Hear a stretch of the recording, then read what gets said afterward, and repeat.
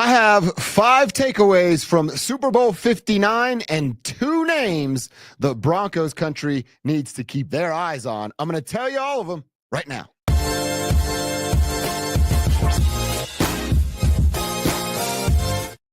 All right, let's dive deep into Super Bowl 59. Like I said, I got 5 takeaways. I'm going to hit you with all of them, including 2 names that we watched in Super Bowl 59 that could come and save the Denver Broncos defense. We'll get to those, but let's start with number 1. Number 1 is something that I actually wondered on the radio show with my man Cecil Lammy over on Denver Sports 104.3 The Fan. We're live every day from 10 to 2. Make sure you're rocking with us like we rock with you. But I wondered on Friday, all right, when you're talking about football, right, and you say, this team has the best head coach and quarterback combo. This team over here has a really good and dominant defensive and offensive line. Well, which holds more weight? Which matters more in the 60 minutes that the football game will be played? Well, about 98% of the time, it's head coach quarterback that matters more than offensive defensive line play.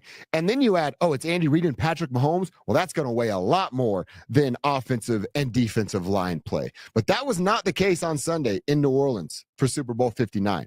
I mean, we watched it, right? It was beautiful, glorious, magnificent, whatever word you want to use.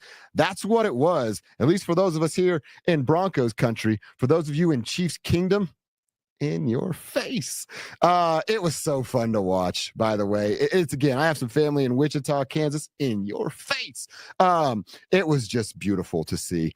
Just absolutely beautiful. The Chiefs got punked and bullied on the block by the big bad Philadelphia Eagles.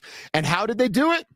They did it with the trenches. They did it with the offensive and defensive line. So it's one of those really rare cases that head coach quarterback combo.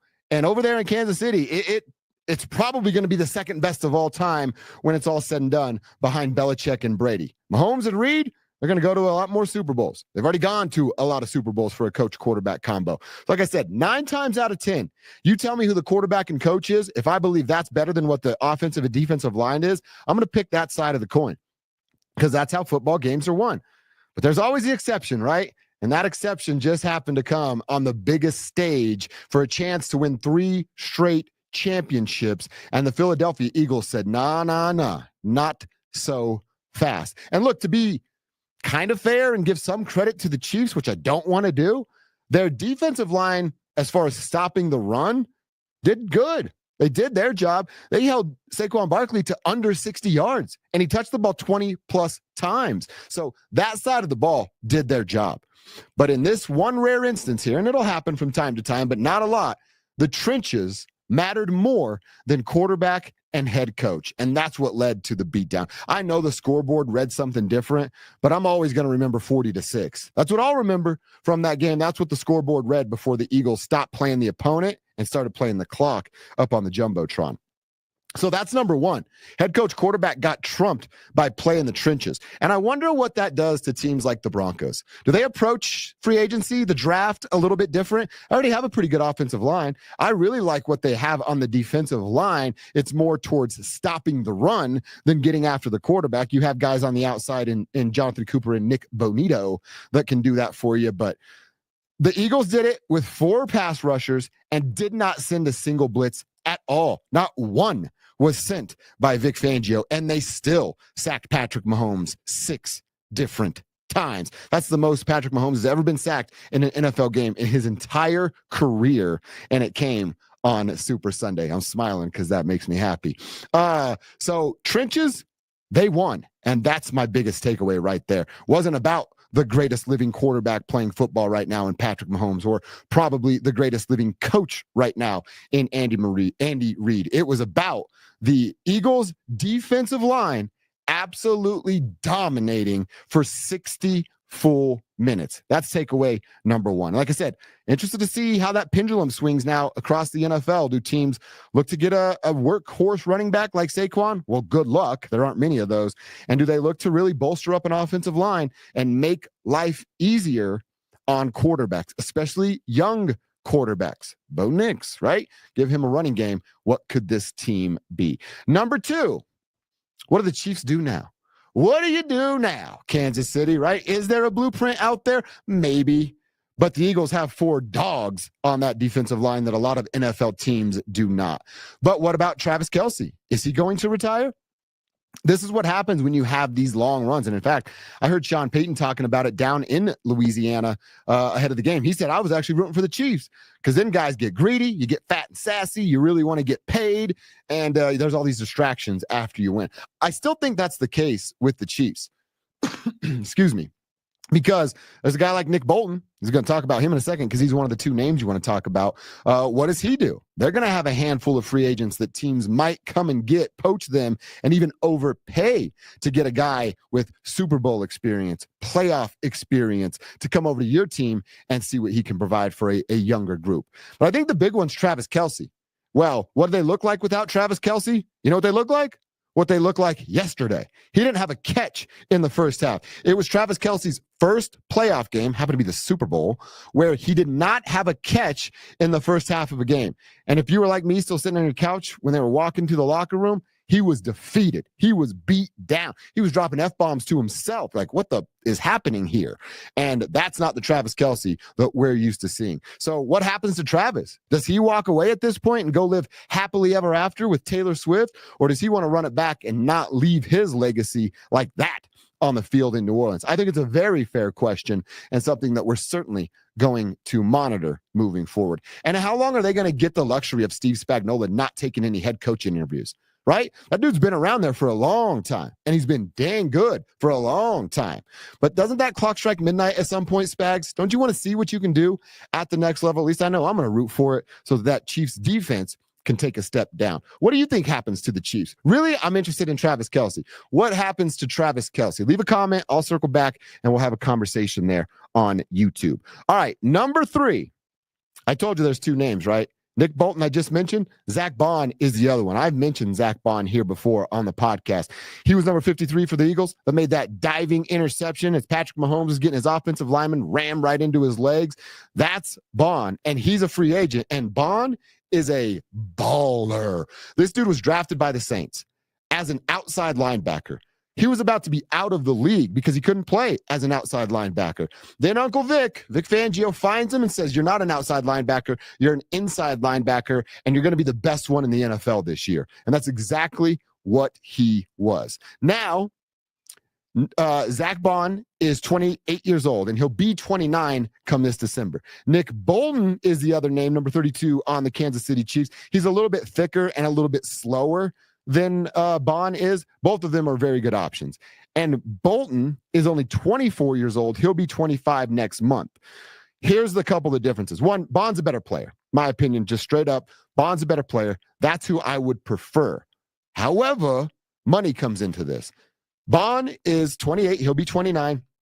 He's lived off of league minimum. That'd be great for me and you. And I'm sure my man Matthew would love $2 million a year. Right, Matthew? You think you could survive $2 million a year? I think we'd be okay. But at the NFL level, that's the minimum. This is Bond's last opportunity to cash in and get a big-time NFL contract. Because after 30, you're on the downhill and nobody's going to pay you for that. That's going to hurt the Broncos' chances. And do they really want to spend a big bulk of their $52 million available in free agency on one player? Wouldn't hurt my feelings because they have really overlooked the inside linebacker position since Danny Trevathan left with his Super Bowl 50 ring and went to Chicago to play with the Bears. So I would love it. It's not my money either, so what the hell do I care? Greg Penner's got enough. Give it to Bond and bring him to Denver. So Bond over Bolton, but I don't want to write Bolton off because you do 2 things if you get Nick Bolton to come here to the Denver Broncos. 1, you address the inside linebacker, which I just said they haven't done in forever. And 2, you steal the piece from the Kansas City Chiefs, which is also a big factor. So Bond, Bolton, again, comments, you tell me who you would prefer. And by the way, while you're there, go ahead and hit that like, subscribe, follow button. We do all kinds of fun stuff here on Denver Sports YouTube page. All right, let's have a little fun with 4 and 5. Number 4, your favorite commercials.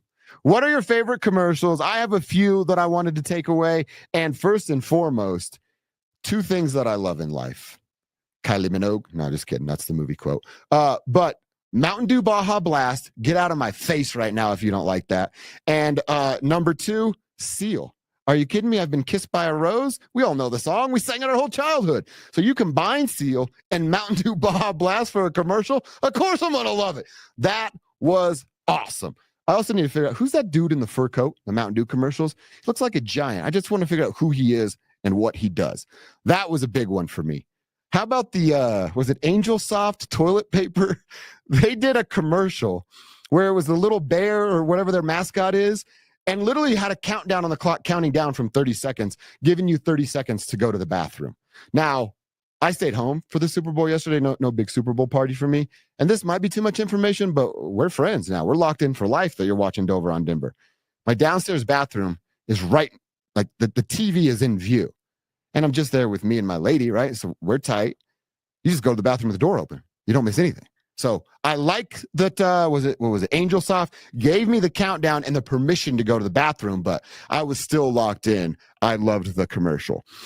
Reese's peanut butter cups, whatever they are, again, delicious, and I love them. And now they got chocolate lava coming out of them when you bite into it.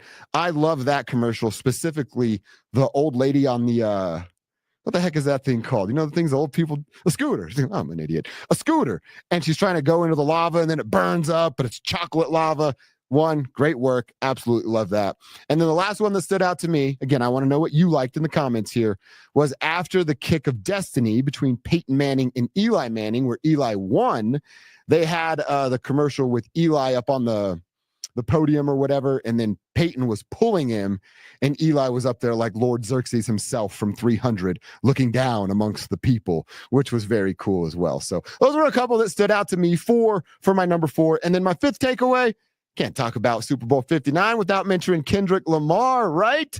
Now, I get it. He's not for everybody. I'm a 40-year-old guy that loves rap music. So, of course, I was there for it. My pops also had a GNX growing up, so that like hits home, and absolutely love that. But I always tell this to people, and I got to remind myself sometimes, especially like with sports jerseys, because I'll get like, oh, that sports jersey is ugly. I can't believe they make that available. Well, guess what? They're not for me. I'm an old head when it comes to jerseys. They're not making them for me anymore. You know why? Because I don't buy them anymore. So if you feel that way about Kendrick Lamar in the Super Bowl, guess what? It's not for you. And that's okay too. I probably don't like the music you're listening to in your car on the ride home. And we don't have to like the same stuff. But for my money, it was an all-time great halftime show. The troll level, I mean, unreal how much he was trolling Drake throughout all of that. His necklace, the jacket, the everything involved, the game over sign at the top at the end there. I thought it was very well done. 10 out of 10, A+ from the NFL and from Kendrick Lamar. What did you think? How many takeaways do you have from Super Bowl 59, or do you disagree with any of mine? Like I said, hit me up in the comments. I'll circle back. We'll have the conversation. I'll talk to you on Wednesday. This has been Dover on Denver, and now I'm done.